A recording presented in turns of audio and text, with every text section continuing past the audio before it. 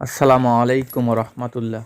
আমার প্রাণপ্রিয় ভাই ও বোনেরা, এ পর্বে আলোচনা করা হবে মৃত্যু সম্পর্কে রাসূল পাক সাল্লাল্লাহু আলাইহি ওয়াসাল্লাম এর কয়েকটি হাদিস সম্পর্কে। তো ভিডিওটি না টেনে সকলে মনোযোগ সহকারে ভিডিওটি দেখুন। তো চলুন দেরি না করে ভিডিওটি শুরু করি।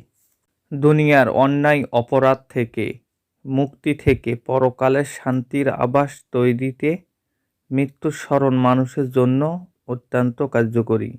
এ প্রসঙ্গে রাসূল পাক সাল্লাল্লাহু আলাইহি ওয়াসাল্লাম এর অসংখ্য হাদিস রয়েছে।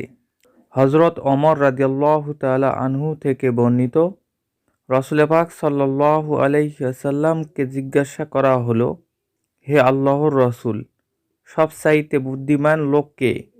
তিনি বললেন, যে ব্যক্তি অধিক হারে মৃত্যুকে স্মরণ করে এবং মৃত্যু পরবর্তী জীবনের প্রস্তুতি গ্রহণে ব্যস্ত থাকে। হযরত আনাস রাদিয়াল্লাহু তাআলা আনহু থেকে বর্ণিত, রাসূলুল্লাহ সাল্লাল্লাহু আলাইহি ওয়াসাল্লাম বলেন, সংকটময় মুহূর্তে বান্দা যখন মৃত্যুকে স্মরণ করে তখন তার এ স্মরণ সংকটময়তাকে দূর করে দেয়।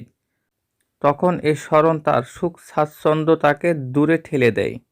হযরত আবু হুরায়রা রাদিয়াল্লাহু তাআলা আনহু থেকে বর্ণিত, রাসূলুল্লাহ সাল্লাল্লাহু আলাইহি ওয়াসাল্লাম বলেছেন, হে মানব সম্প্রদায়, সুখ শান্তি বিনাশকারী মৃত্যুকে বেশি বেশি করে স্মরণ করো।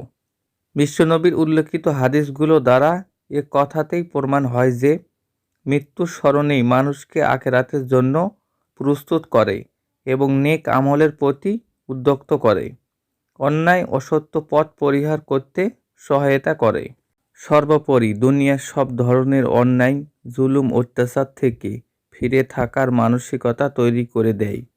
মানুষের দুনিয়ার জীবন ক্ষণস্থায়ী এ কথা স্মরণ করিয়ে দেয়। দুনিয়ার জীবনের কর্মই হবে আখিরাতের জীবনের সুখ শান্তির মন্দন। তাই দুনিয়াতে থাকতেই শাস্তি বা মুক্তির যে কোনো একটি সিদ্ধান্ত নিতে হবে। দুনিয়াতে উত্তম আমল করতে না পারলে পরকালে শেষ বিচারের দিন ভোগান্তি, অশান্তি, দুঃখ, কষ্ট সীমা থাকবে না।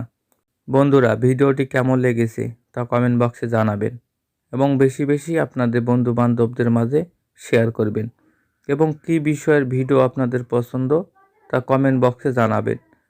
সকলে ভালো থাকুন, সকলে 5 ওয়াক্ত নামাজ আদায় করুন। দেখা হবে নতুন কোনো ভিডিও নিয়ে নতুন কোনো সময়। আসসালামু আলাইকুম ওয়া রাহমাতুল্লাহি ওয়া বারাকাতুহু।